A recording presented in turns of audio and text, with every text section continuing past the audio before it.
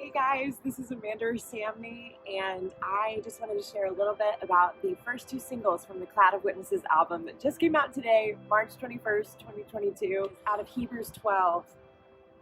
It says, "Therefore, since we are surrounded by so great a cloud of witnesses, let us throw off every weight that so easily entangles, every sin that so easily entangles, and let us run with perseverance the race marked for our faith, looking away from all that will distract us to Jesus, who is the leader and source of our faith, and is also its finisher, bringing it to maturity and perfection.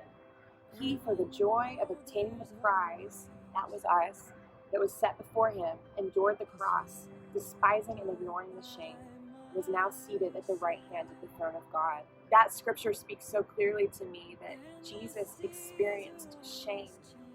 He understands shame because he, the God of the universe, died on a cross crucifixion cross that represented criminals. It represented the evil people of this world that were being cursed for the wrong things they had done.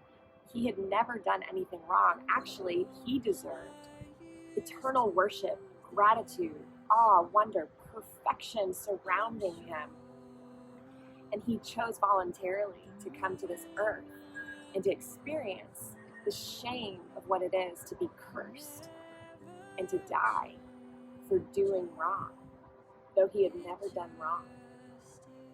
And it just blows my mind that for the joy set before him, that we were the joy, the cloud and I, you, all of us, we were his joy, his promised joy from God. You were his promise from God. And so, even though he deserved glory and he got persecution, he despised it, he hated the shame, he accepted it because he knew that he had a promise. And it's the same for us. When we go through hard things, it's shameful. We feel shame. We feel, why am I going through this? What is the purpose of this? God, what is going on? But we have an example, a high priest who has gone before us and shown us that, hey, shame is not the end. I actually died, cursed shame to the grave, so that I can show you my glory. And I want to say too that sometimes we can feel shame for not being further along in life. We're feeling like, okay, does my life have purpose? Does my life have meaning? I don't understand why certain things go wrong, whatever. Look at the Lord's story. Cut short at 33 years. Didn't make sense to the natural eye. To the glory of God, it actually lasted for eternity. It made an eternal impact.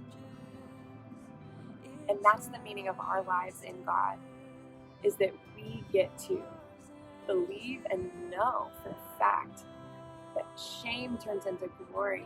You're not stuck in one space forever. He's doing something. He's moving. He's intentional.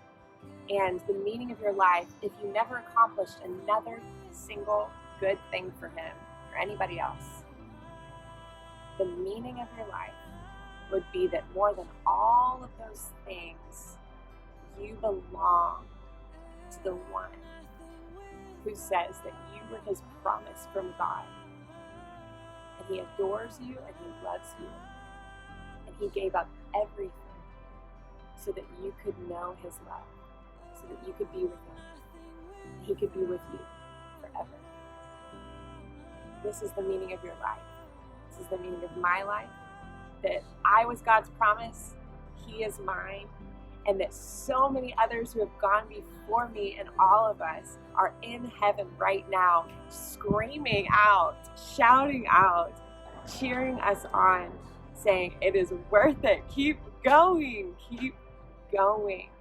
Do not lose heart. Do not grow weary in doing good. He has a reward for us, and it is him. It's his love.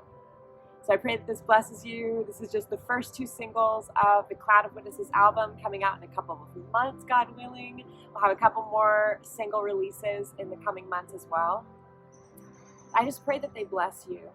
I pray that you're able to see your story in the stories of those who've gone before you in the Bible, that you're able to see God's story that He's writing in your life.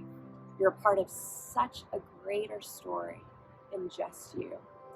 So thank you so much for listening. I so appreciate it. And be on the lookout for more.